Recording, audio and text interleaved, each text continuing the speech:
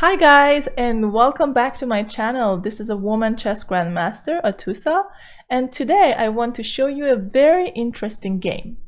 This game was played by the current world champion Magnus Carlsen from Norway, and a lot of you guys might have heard that he's an endgame monster, so he plays very well in the endgames. And whenever he gets a slightly better position, he can squeeze and he can just put pressure on his opponents, and he can at the end win the game.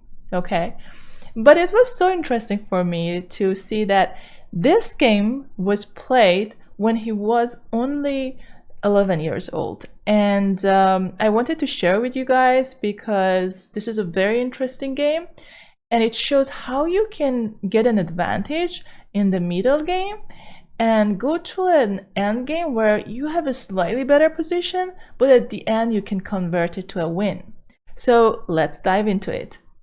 In this game, Magnus Carlsen is playing as black, and he's playing against Clemens.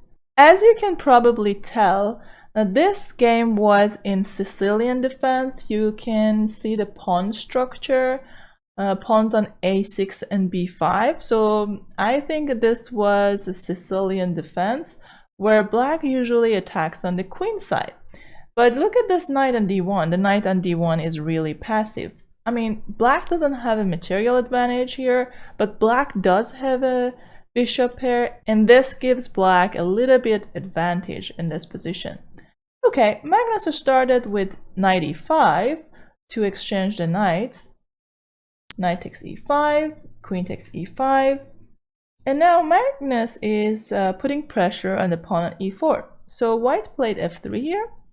Magnus continued with d5. If you are playing Sicilian defense as black, you know that d5 is a typical move, and if black can push the pawn to d5, it's usually a good idea. So he wanted to just get more space, open up his bishops, and play a logical move like d5 makes a lot of sense. So white took on d5, rook fd8. Black is in no rush to take the pawn on d5. Instead, black wants to pin the pawn. Notice that white cannot take the pawn because the queen is hanging on d2. So white played f4 in this position. Black took the pawn on d5. Obviously, rook takes d5 is also another option. After rook takes d5, we are attacking the queen, so it's not a great idea for white to take the queen because we can take his queen, and now our rook is really strong on the second rank. So the best move here for white is to move the queen to e1 to defend the bishop and the queen at the same time. But after queen e1, black could play queen c7, bishop f3, rook d7, bishop takes b7, queen takes b7. So this is a better position for black. Why? Because black has a bishop against this knight and black's pieces are more active. So as you may know, pieces activity is very important in chess. So whenever you get a chance to activate your pieces or to centralize your pieces, you want to do so because then you will get a better position, obviously. Okay, so in the game, black took with the queen, and after queen takes d5, bishop takes d5, bishop f3. So white wants to exchange the bishops. Bishop f3, rook takes f3, and I want you guys to guess the move here because this is a typical move. So I want you to pause the video and find the best move for black. Yes, the best move for black is to play rook d2. It's a typical move. Rooks on 7th rank are really strong. Why? Because from 7th rank you're usually cutting off the king and also you're attacking a lot of pawns. So it's really important to have the rooks on the 7th rank. Here, white played b4, and the reason is white can't move the knight easily because if the knight moves, then the pawn on b2 will be hanging. So white said, okay, I'm going to push the pawn to b4, and also I'm taking away this square from the bishop. But then black pushed the pawn to a5. Notice that Magnus Carlsen is only 11 years old, and he found an interesting move a5 to put pressure on the pawn on b4 and to open up the rook for himself against this pawn. And now suddenly the pawn on a2 becomes really weak, and sooner or later we can take this pawn. So in this position, white played king f1. Notice that even after a3, white can't defend the pawn because we have two attackers on the pawn. So white played king f1, rook takes a2, rook takes a2, rook takes a2.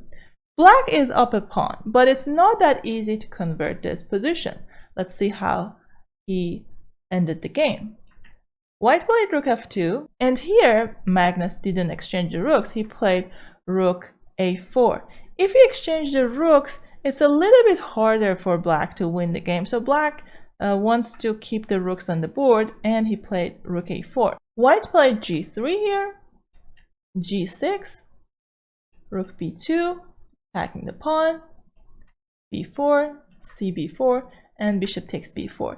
If the rook takes on b4, this position probably is still better for black, but I don't think if white finds all the best defensive moves, black can win the game. I mean, black can put pressure on white, but since all of the pawns are on one side, we cannot win the game, because even if we can create a passed pawn, let's say if white can exchange these three pawns with these three pawns, at the end, white can just sacrifice the knight for the pawn, and the game can end in a draw, because if black has just one bishop and the king against the king, that is a draw. This is an insufficient material to win, and as you know, we cannot checkmate with just one bishop, so that can be a draw. So in the game, bishop took on b4, knight f2, bishop c3, rook e2, bishop f6, knight d3, h6, king g2, king g7, knight c5, rook d4, knight e4, and bishop e7. Another thing that you should know is that we don't want to go to a rook endgame here, because if we go to a rook endgame, it's more probable to draw the game. So we want to keep our bishop, because our bishop is more important than the knight. So that's why Magnus played bishop e7, king f3, and here black played g5, which is a very good move. Probably earlier it was better for white to push the pawn to h4, because if white can exchange more pawns in such positions, white is closer to a draw. But black wants to keep more pawns, but black also wants to get more space. Black wants to create a passed pawn in such positions. So black pushed the pawn to g5, king e3, rook a4, king f3, f5. The knight is under attack, knight f2, check, king g2. Notice that if white blocks with the rook, black can force the exchange of both pieces. So black can go here, and the pawn ending is completely winning for black. Because as a general rule, when we go to a pawn ending, the material is really important. So even if you're up just one pawn, it should be an easy win for you. So in the game, black played king f6 to protect the pawn on e6. White played knight h3, rook d3, fg5, hg5, and knight takes g5. Okay, here white wanted to sacrifice the knight for two pawns, and he was hoping to exchange this pawn as well so he can get a draw. Why? Because if you have rook and bishop versus rook, this endgame is a draw. But of course there are some difficulties, to defend the position, but it's a theoretically drawn position. So if you find all the defensive moves, this should be an easy draw. But instead of capturing the pawn on g5, probably it was better for white to push the pawn to g4. And the reason is, if black pushes the pawn, then white can move the knight to g1, and white wants to blockade black's pawns on lighter squares. And if black takes the pawn, it seems that the pawn on g4 is free, But notice that black has double pawns on the g file, and here white can play knight f2 to attack the pawn and the rook at the same time. And even though in this position black is still better, but that was the best try for white. So in the game, white took on g5, king takes g5, rook takes e6, and black played bishop f6, rook e2, king g4, rook c2. So king g4 is a tricky move. Black wants to somehow provoke white to push the pawn to h3, because after h3 then the pawn on g3 will be weak.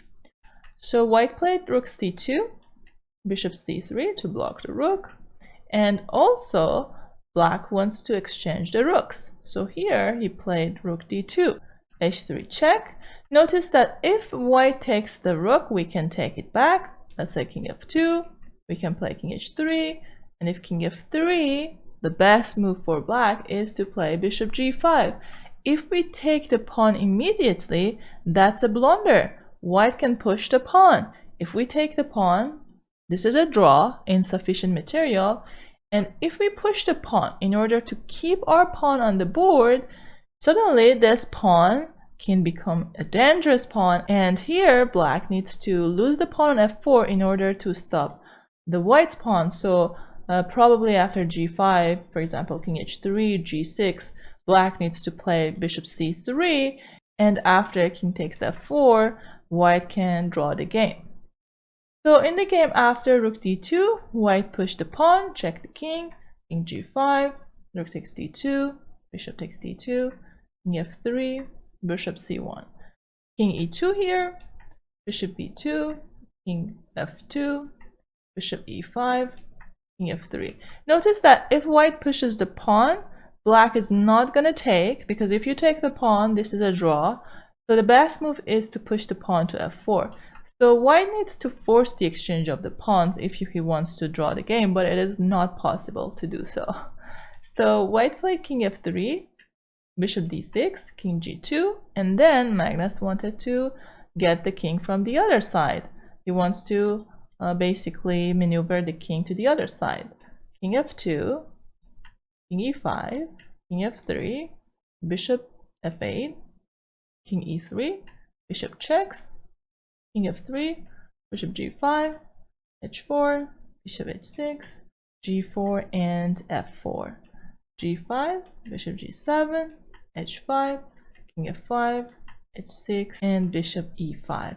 And here white just resigned. Notice that we want to take the pawn on g5, and if white pushes the pawn, we can still take the pawn, and if he promotes, we can take the queen and just win the game later on. And if in this position white doesn't push the pawn, let's say white moves the king to f2, black can simply move the king to g6, win this pawn, and then move the king back to g6, because white can never capture this bishop because the king will be outside the square of the pawn, and we can easily promote our pawn. So in the game after bishop e5 in this position, white just resigned, and Magnus Carlsen won this game at the age of 11. I hope you guys enjoyed this video, and if you like this video, please give it a thumbs up and subscribe to my channel so you won't miss any videos later on. And thank you for watching, and I'll see you soon. Take care.